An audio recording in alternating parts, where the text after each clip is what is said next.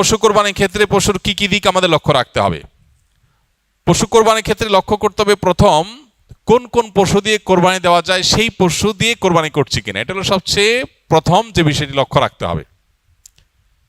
সাধারণত গরু, ছাগল, ওঁট, দুম্বা, ভেড়া, মহিষ এসব পশু দিয়ে কোরবানি দেওয়া যায়। অতএব কোরবানির পশু যে নির্ধারিত সেগুলোর মধ্যে কোরবানি হতে হবে, এটা হলো প্রথম লক্ষণীয় বিষয়। দ্বিতীয় লক্ষণীয় বিষয় হলো আমাদের দেশে সাধারণত আমরা গরু বা ছাগল দিয়ে কোরবানি দেই। ছাগল, ভেড়া, দুম্বা হলে সেক্ষেত্রে বয়স হতে হবে কমপক্ষে 1 বছর, আর গরু বা মহিষ হলে তার বয়স হতে হবে কমপক্ষে 2 বছর। এখন গরু বা ছাগলের মুখের ভেতর আঙ্গুল দিয়ে দাঁত দেখে বোঝা যায় কয়টা দাঁত পড়েছে, তারপরে বছর বয়স বোঝা যায় এবং এটা অথেন্টিক। অতএব অভিজ্ঞরা যদি হাত দিয়ে দাঁত পড়া দেখে 1 দাঁত 2 দাঁত হয়েছে 2 বছর, 1 দাঁত হয়েছে 1 বছর, এটা দেখে যদি বয়স নিরূপণ করে তার উপর ভিত্তি করে কোরবানি করা যাবে। কিন্তু খোলাসা কথা হলো গরু হলো 2 বছর, ছাগল ভেড়া হলে 1 বছর বয়স হতে হবে। এটা হলো দ্বিতীয় লক্ষণীয় বিষয়। কোরবানির পশুর ক্ষেত্রে তৃতীয় লক্ষণীয় বিষয় হলো পশুটা উল্লেখযোগ্য বা দৃশ্যমান বিশেষ কোনো ত্রুটি থেকে মুক্ত হতে হবে। যেমন এত বেশি আঘাতপ্রাপ্ত হয়েছে যে, এত বেশি দুর্বল হয়েছে যে সে উঠে জবের জায়গা পর্যন্ত যেতে পারে না, একটা চোখে কিছু দেখেই না, একটা কান পুরা নষ্টই হয়ে গেছে, অ্যাক্সিডেন্টে বা কোনোভাবে দুর্ঘটনায় পাও ভেঙে গেছে এমনভাবে যে হাঁটতেই পারে না। তো এরকম যদি হয় তাহলে সেটা কোরবানির জন্য উপযুক্ত নয়। এবং কোরবানির জন্য তৃতীয় লক্ষণীয় বিষয় হলো এই ধরনের ত্রুটি থেকে মুক্ত থাকবে। এমনি কানের অল্প একটু কাটা আছে, কোথাও একটু সামান্য কাটা গেছে, একটু দুর্বল হয়েছে, এটার কারণে কোরবানির অসুবিধা হবে না। মেজর কোনো অসুবিধা যদি না হয় তা দিয়ে কোরবানি করা জায়েজ হবে। তো এই বিষয়গুলো মোটামুটি কোরবানির পশু নির্বাচনের ক্ষেত্রে লক্ষ্য করা হলো কর্তব্য। আর সবচেয়ে বড় বিষয়টা হলো নিয়ত। এটা কি গোশত খাওয়া, নাকি সামাজিক মর্যাদা রক্ষা করা, নাকি আল্লাহর সন্তুষ্টি উদ্দেশ্য, সেটা হলো কোরবানিটা অর্থবহ হওয়া বা এর বিনিময় আল্লাহর কাছে লাভ করার জন্য সবচেয়ে গুরুত্বপূর্ণ বিষয়। কি পরিমাণ বা কি ধরনের সম্পত্তি থাকলে কোরবানি ওয়াজিব হয়? ওলামা আহনাফের মতে কোরবানি ওয়াজিব সচ্ছল মানুষের উপরে। সচ্ছলতার সংজ্ঞা কি?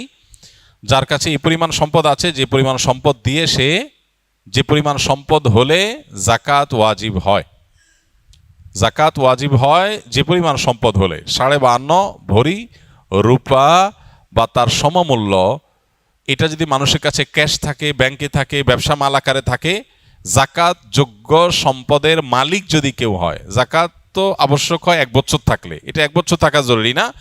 ঈদের দিনগুলোতে, কোরবানির দিনগুলোতে যদি এই পরিমাণ টাকা কারোর কাছে থাকে, সেটা ক্যাশ থাকুক অথবা ব্যবসা মাল আকারে থাকুক বা অন্য কোনোভাবে যেটা জাকাত যোগ্য হয়, এরকম সম্পদ যদি কারোর কাছে থাকে তাহলে সেক্ষেত্রে তার উপরে কোরবানি ওয়াজিব। এখন যদি কারোর স্বর্ণ থাকে 10 ভরি, তাহলে 7.5 ভরির বেশি হলে জাকাত আবশ্যক হয়, বিধায় তার উপরে কোরবানিও কি হবে? বর্তাবে। কোরবানি আসলে এক শ্রেণী মানুষের মায়া কান্না দেখা যায়, তাদের ব্যাপারে আপনার অভিমত কি? কোরবানি আসলে যারা মায়া কান্না করে, অর্থাৎ পশুর প্রতি মায়া দেখায় যে এতগুলো পশুকে একদিনে শেষ করা হচ্ছে, তারা জানেন কিনা যে প্রতি বছর শুধু কোরবানিকে ঘিরে 1 লক্ষ কোটি টাকার বেশি লেনদেন বাংলাদেশে হয়ে থাকে। এক সময়, আজ থেকে 15-20 বছর আগেও আমরা দেখেছি যে ইন্ডিয়ান গরু ছাড়া আমাদের দেশে কোরবানির যে চাহিদা সেটা পূরণ করা যেত না। বাজারে ইন্ডিয়ান গরুতে 6 লাভ থাকতো, কিন্তু এখন আলহামদুলিল্লাহ কোরবানিতে এই যে লক্ষ লক্ষ পশু জবে করা হয়, লক্ষ লক্ষ পশু জবে করা হয় এবং শত শত নয় হাজার হাজার কোটি টাকার যে লেনদেন হয়, একটা দেশের অর্থনীতির জন্য এটা যে কত পজিটিভ এবং গুরুত্বপূর্ণ এবং ইতিবাচক দিক, সেটা বোঝার জন্য অর্থনীতির ছাত্র হওয়ার দরকার নেই।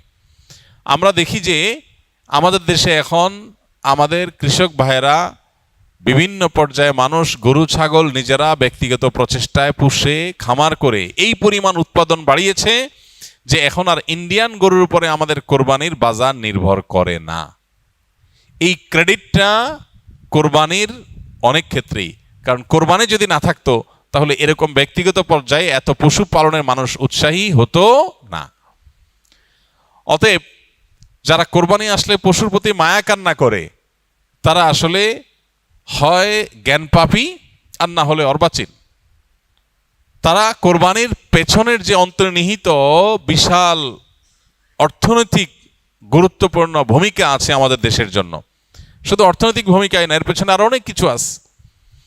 অনেক গরিব প্রান্তিক জনগোষ্ঠীর অনেক মানুষ আছেন যারা সারা বছর নিজের টাকায় গোশত কিনে খাওয়ার মতো সামর্থ্য তাদের খুব একটা থাকে না। তাদের শরীরে আমিষের যে ঘাটতি আছে, এই ঘাটতি পূরণ করবার ক্ষেত্রে কোরবানির ভূমিকা অপরিসীম। অনেক ক্ষুদ্র ক্ষুদ্র উদ্যোক্তা আছেন, ছোট ছোট ব্যবসায়ী আছেন, যে অনেক বিধবা আছেন যে 2-4-6টা ছাগল তিনি পালেন, 1 বছর পালার পর কোরবানিতে বিক্রি করে যে লাভ হয় তা দিয়ে তার সংসার চলে। আলহামদুলিল্লাহ, এই যে ক্ষুদ্র ক্ষুদ্র উদ্যোক্তা তৈরি করা, তাদেরকে বাঁচিয়ে রাখা এবং এই জাতীয় আরো যত রকমের সুফল আছে কোরবানিকে ঘিরে। দেখা যায় যে কাঁঠাল পাতা, এটা সারা বছর কোনো কাজে লাগে না, কিন্তু কোরবানিকে ঘিরে প্রচুর পরিমাণে কাঁঠালের পাতা গাছ থেকে সংগ্রহ করা, পাড়া, তারপরে সেটা বিক্রি করা, তারপরে খড় বিক্রি করা, তারপরে গরুর খাবার বিক্রি করা, তারপরে কোরবানির জন্য গরুর গোশত বানাতে হবে সেজন্য কাঠের গুঁড়ি তৈরি করা, সেগুলো বিক্রি করা। তারপরে যারা কামার কাজ করে, লোহা লক্কর নিয়ে যারা কাজ করে, তারা দেখা যায় দাও বটি ইত্যাদি ধার করার কাজ করে। এরকম বহু পেশার মানুষ তাদের জীবিকা নির্ভর করে কোরবানির উপরে। সবচেয়ে বড় কথা হতো আল্লাহ তাআলার নির্দেশ, নবী সাল্লাল্লাহু আলাইহি সাল্লামের নির্দেশ, সেটা তো সবচেয়ে বড় কথা আছেই। এর পাশাপাশি কোরবানির যত আর্থ সামাজিক উপকারিতা আছে সেটার দিকে যদি কেউ একটু চোখ বুলায় তাহলে সে কোরবানির ব্যাপারে নেতিবাচক কথা বলতে পারে না, হোক সে নাস্তিক, হোক সে অন্য কোনো ধর্মাবলম্বী। কারণ এর প্রত্যক্ষ সুফল আমরা অগণিত পাচ্ছি। আর যদি কোনো সুফল প্রত্যক্ষ আমরা নাও বুঝি, তারপর আমাদের ইয়াকিন থাকবে, একজন মুসলমান এই বিশ্বাস থাকবে আল্লাহ এবং তার রাসূল যে নির্দেশ করেছে তার ভিতরে কল্যাণ আছে, অকল্যাণ নাই। যারা কোরবানি আসলে মায়া কান্না করে, এদেরকে দেখবেন তারা বিফ বার্গার আর চিকেন ফ্রাই অন্যদের চাইতে একটু বেশি খায়। শুধু তাদের মায়া কান্নাটা হয় কখন?